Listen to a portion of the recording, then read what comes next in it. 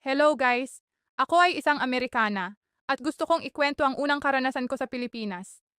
Akala ko dati ang Pilipinas ay isa lang sa maraming magagandang lugar sa mundo.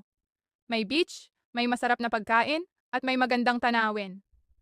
Pero nang makarating ako dito, napagtanto ko na may mas espesyal pa pala. Pagdating ko sa bahay ng kaibigan ko, akala ko simpleng pagbisita lang. Pero pagpasok ko pa lang ng bahay, ang unang tanong nila sa akin ay, "Kumain ka na ba?" Sabi ko, "Oo, kumain na ako."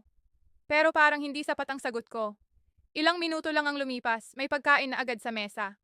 May kanin, may ulam, may prutas, may dessert. Parang hindi ka pwedeng umalis hanggat hindi ka busog. At doon ko unang nakita kung gaano ka-hospitable ang mga Pilipino. Isa pa sa mga napansin ko dito ay ang mga tao. Kahit hindi mo sila kilala, ngingitian ka nila.